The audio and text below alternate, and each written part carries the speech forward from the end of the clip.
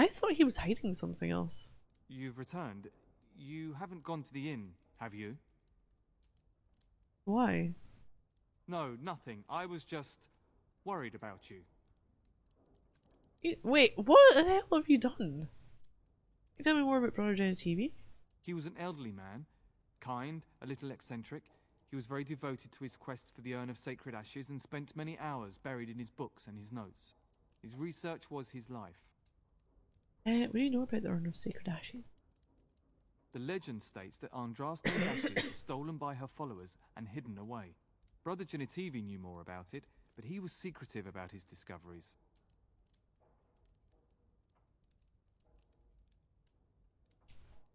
Warm water.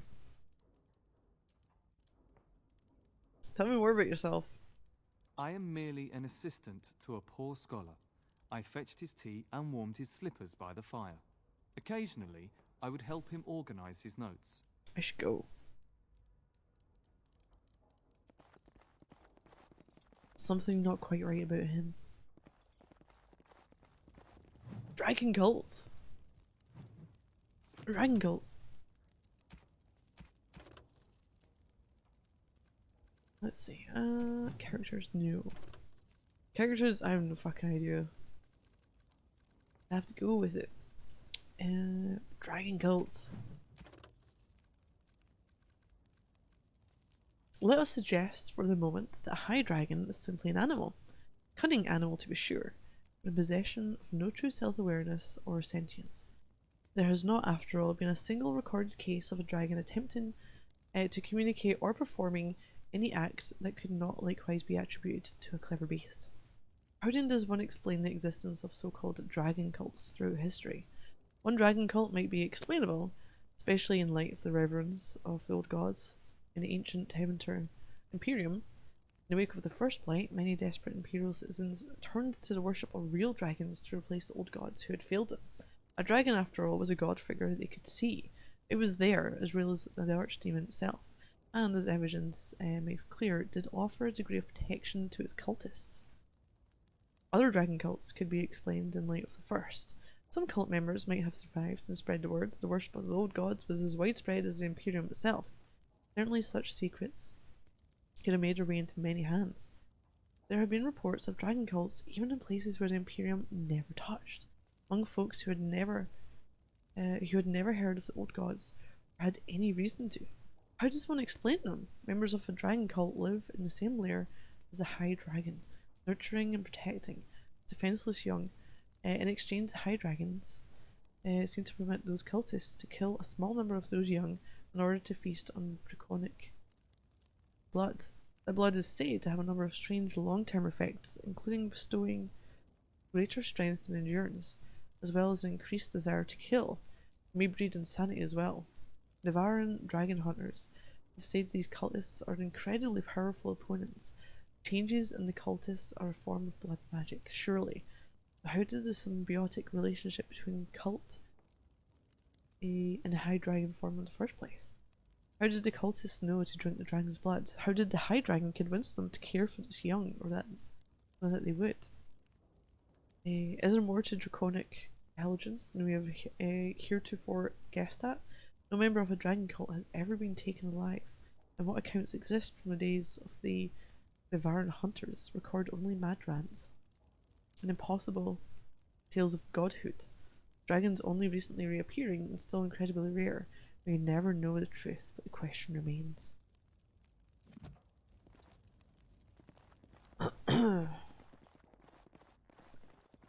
He is so hiding stuff though. What are you doing? You're not Ooh. supposed to go in there. Why not? I'm sorry, but that room is not for guests. It's full of books and papers, and I'd rather they were not disturbed. Oh really? I won't mess them up. I said no. Genitivi was a very private person. You're hiding something, I want to know what it is. No, don't touch that door!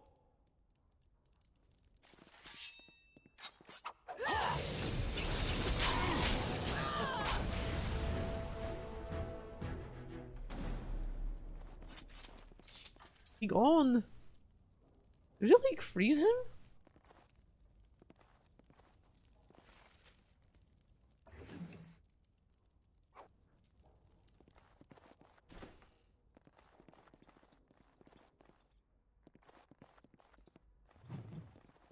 Chantry hierarchy.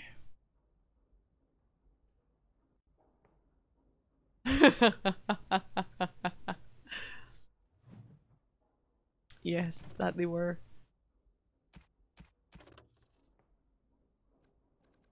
Magic and religion. Divine. The Chantry, since the schism split the Imperial Chantry into its own faction, there are now in fact two divines at any one time. One divine, informally called the White Divine, is a woman housed in the Grand Cathedral in Val Royeaux. That are known as the Black Divine is a man housed in the Argent Spire in Minrathos.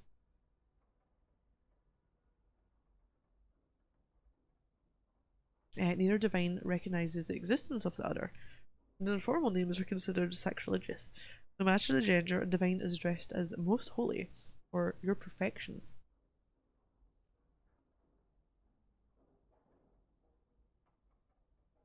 Maybe I should be like, hi, it's your perfection here. Oh, so take the piss for that. Beneath the rank of divine is a Grand Cleric. Each Grand Cleric presides over numerous chantries and represents the highest religious authority for their region. Travel to Val Royeaux, the College of Clerics convenes, but otherwise remain where they are assigned. All Grand Clerics are addressed as Your Grace. Beneath the Grand Cleric is the Mother, or in the Imperial Chantry, the Father. If a mother is in charge of a particular chantry, Revered is appended to her title. Oh, that's the one that I got the key from, wasn't it? I'm not sure what sounds better. Perfection or most holy.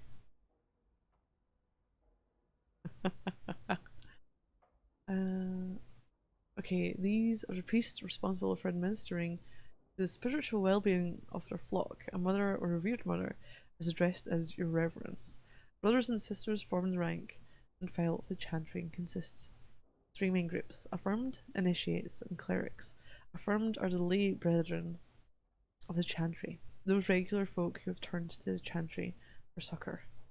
Often, they are people who have led a difficult or irreligious life and have chosen to go into seclusion, or even orphans and similar unfortunates who were raised into the chantry life.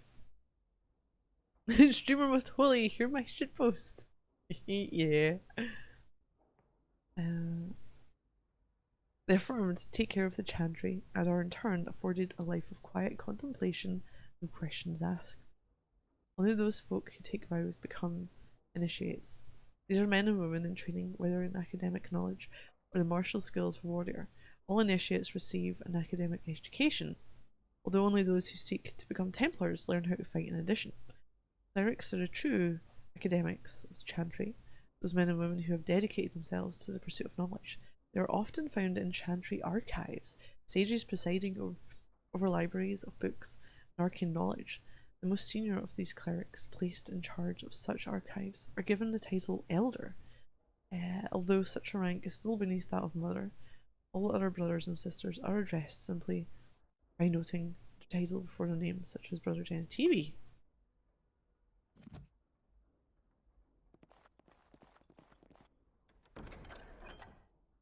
Is research. The body of the real Waylon. How do we know? How do we know it's the body of the real Waylon?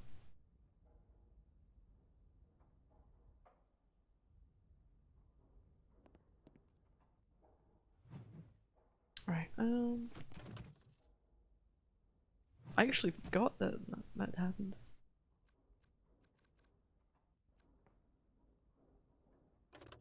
Amidst ramblings about local legends and ancient trade routes, one passage stands out. The village of Haven in the Frostback seems a good place to start.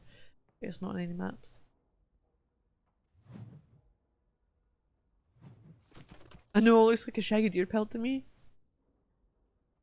I've got a few in Denerim. Oh, it's bad. So, eliminate criminals. Bring on innocent folks.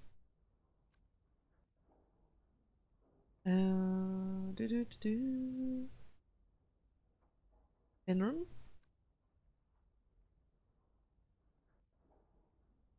trying to find sextant.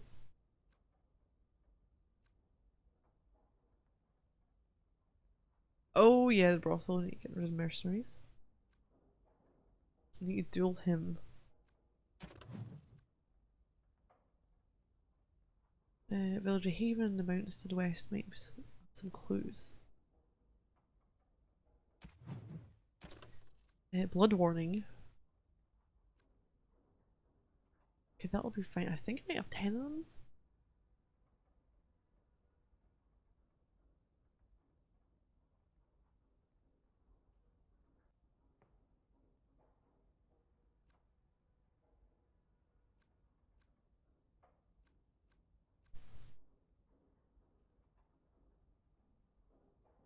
Oh, I'm not going to hand them in. Fuck off. Brazilian Forest. Scrolls of Banastor. Enchantment board. Ooh.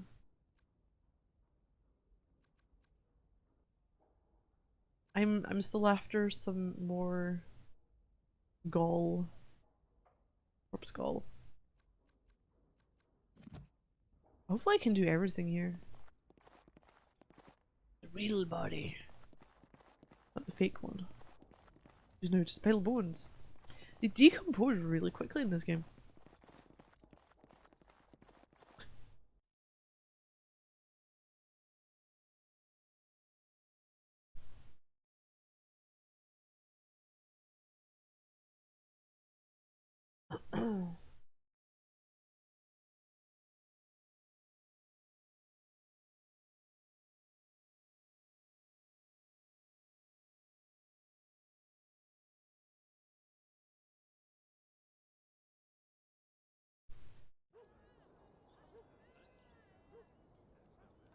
So what else is going on here?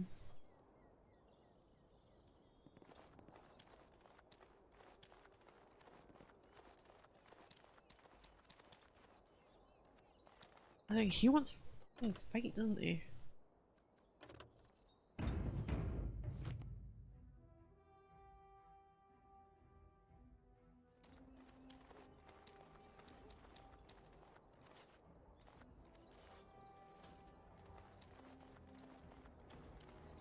Wonder if Thedas workshop?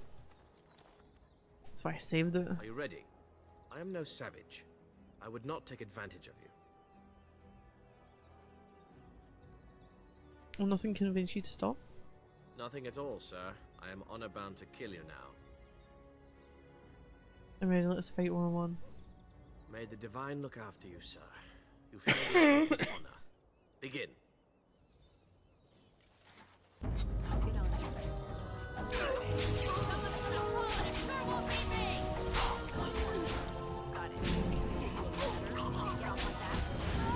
Oh, you bitch! We fight for honor.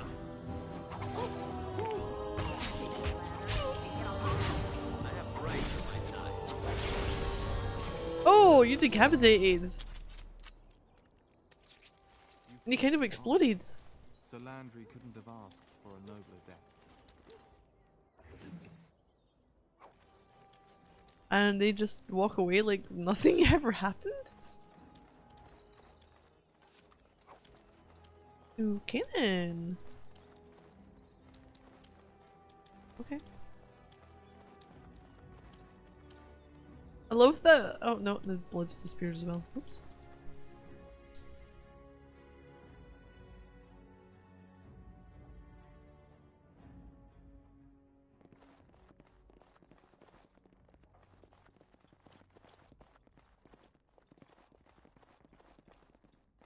Denerim.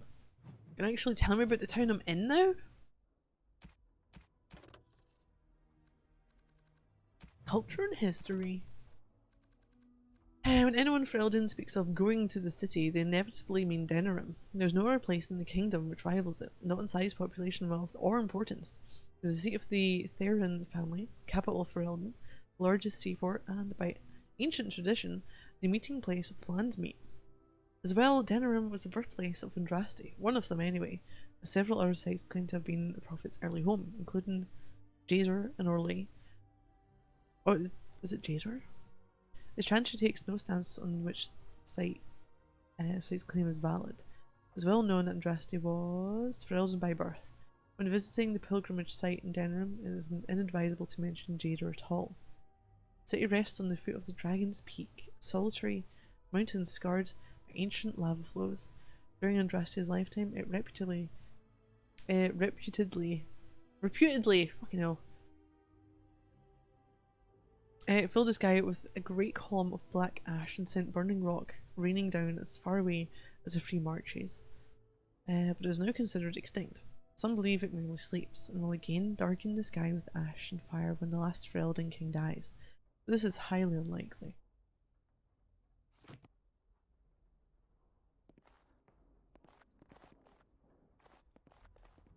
Who's this dude? You're Tranquil, are you? Oh, Tranquil Proprietor. Ah, Geography of Thedas. I really wish that when I open it up,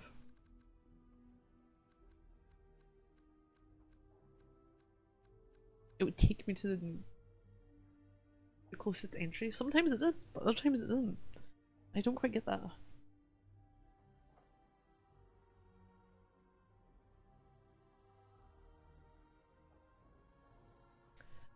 I think this is bounded to the east by the Amaranthine Ocean, to the west by Tirashan Forest and the Hunterhorn Mountains, to the south by the snowy wastes that lie beyond the Orkney Mountains, to the north by Donark Forest.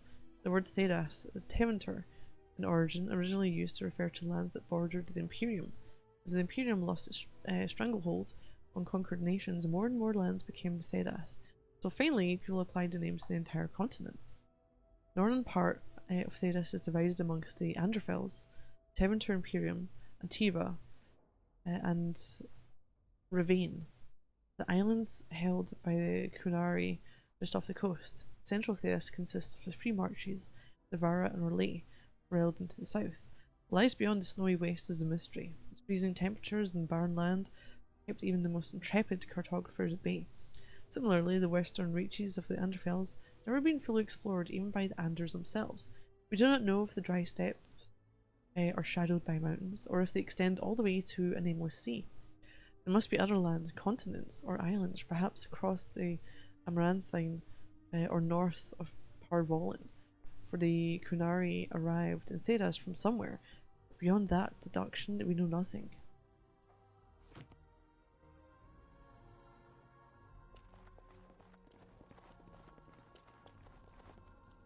It's all junk, just as I... Is that an authentic chastened tribal fertility carving? You what? Wait, was that the scroll I just got?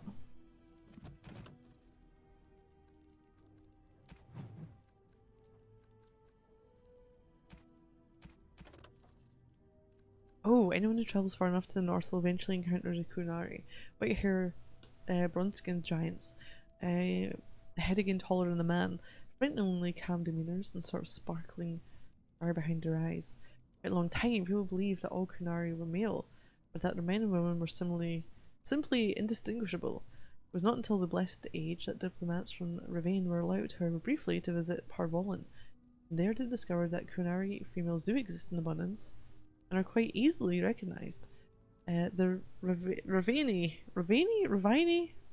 say that Kunari have a certain kindness to them, or at least a conspicuous lack of cruelty, although I did not observe the creatures closely enough to evaluate their character. Oh, for fuck's sake. There's more!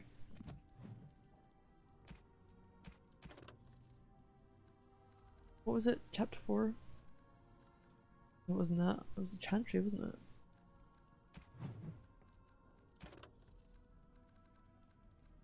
Crows present at the death of Andraste were right to feel despair. It's believed that the prophet's execution angered the Maker, and he turned his back on humanity once more, leaving the people of Thedas to suffer in the dark. These dark times, mankind scrambled for light, any light. Some found comfort in demonic cults that promised power, and riches in return for worship. Others prayed to the old gods for forgiveness, begging the great dragons to return to the world. Still others fell so low as to worship the Darkspawn, forming vile cults dedicated to the exaltation of evil in its purest form. It said that the world wept as people begged for a saviour who would not come. Andraste's followers, however, did not abandon her teachings when she died. The cult of Andraste rescued her sacred ashes from the courtyard in Minrathos after her execution, stealing them away to a secret temple. The location of that temple has long been lost, but the ashes of Andraste served as... Really? That is not what was meant to happen. Oops. Ashes of Andraste served as a symbol of the enduring nature, the faith in the Maker. Humanity could earn the Maker's forgiveness despite its grievous insult to him. With time, the cult of Andraste spread and grew. The chant of light took form. Sing this chant to the four corners of Thedas, it was said, and the world would gain the Maker's attention at last. As the chant of light spread, the cult of Andraste became known as the Andrastean Chantry, and those converted to the Chantry's beliefs found it their mission to spread Andraste's word. There were many converts, including power people in the Imperium and in the city-states of what is now Orlais. Such was the power of the Maker's word that a young king, Drakon, undertook a series of exalted marches meant to unite the city-states and create an empire solely dedicated to the Maker's will. The Orlesian Empire became the seat of the Chantry's power, the Grand Cathedral in Val Royeaux, source of the movement that birthed the organised Chantry as we know it today. Drakon, by then Emperor Drakon I, created the Circle of Magi, the Order of Templars, and the Holy Office of the Divine. Many within the Chantry revered him nearly as equal with Andraste herself. The modern Chantry is a thing of faith and beauty, but is also a house of necessity, protecting Thedas from powerful forces that would do it harm. Where the Grey Wardens protect the world from the blights, the Chantry protects mankind from itself. Most of all, the Chantry works to earn the Maker's forgiveness so that one day he will return, transform the world into the paradise it was always meant to be. Right, good luck with that one.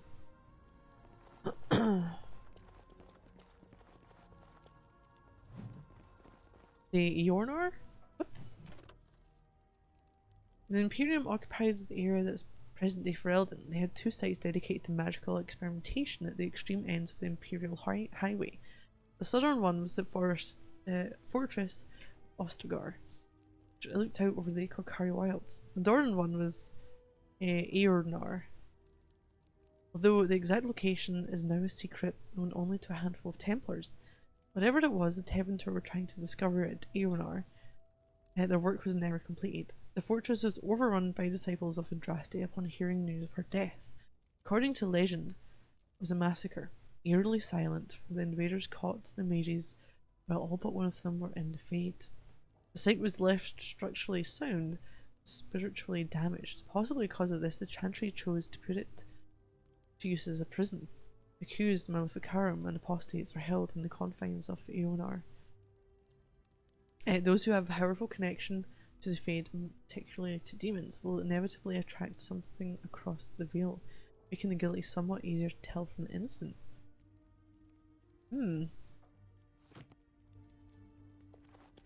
Let's go and speak to this tranquil dude. Welcome to the wonders of Thedas. We carry items crafted by the Circle, as well as a variety of antiquities. Is there anything you would like to see? Browse his wares.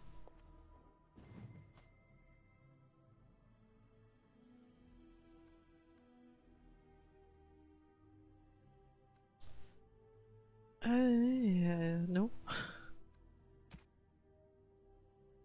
Oh, Land of the Lion. Mage. Nature damage?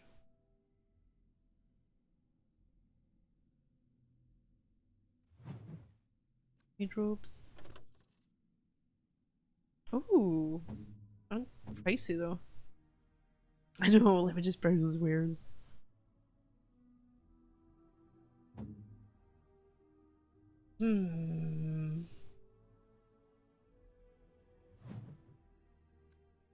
about the witch?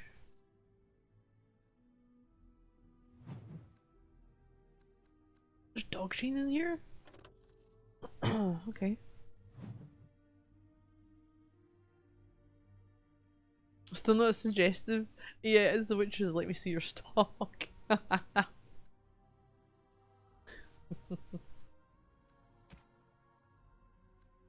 So, how in the okay, right. I've only bought like one backpack thing, right? How in the hell do you get 78 gold in this game?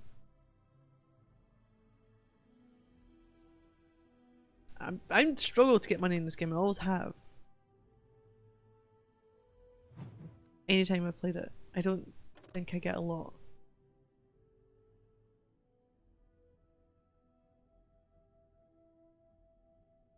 Oh, as main person, it increases experience from codex. Does that matter?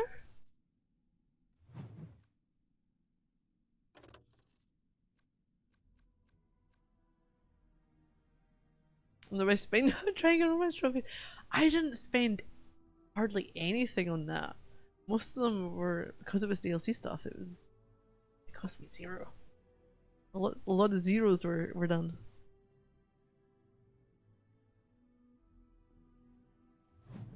Yeah, I don't think there's much here that I want. Arcane technique. Ah, talent or spell.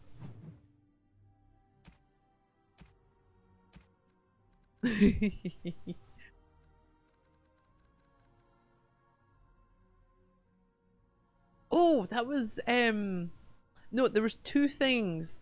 You could the main gifts were free. There was 2 things. It was the cakes and present. Shit. Sorry, take a phone call just now. Won't be too long. It's a couple of minutes or so.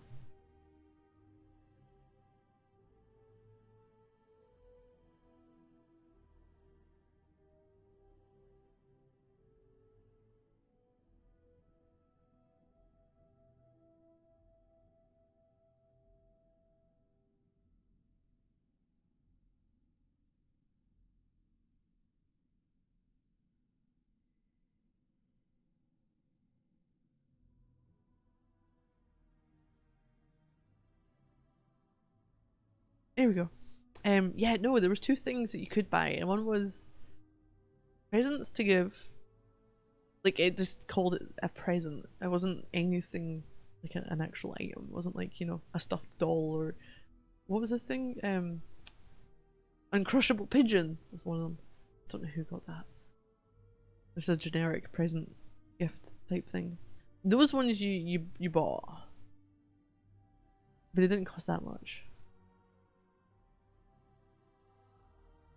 Right, yeah, chastity belt, that was one.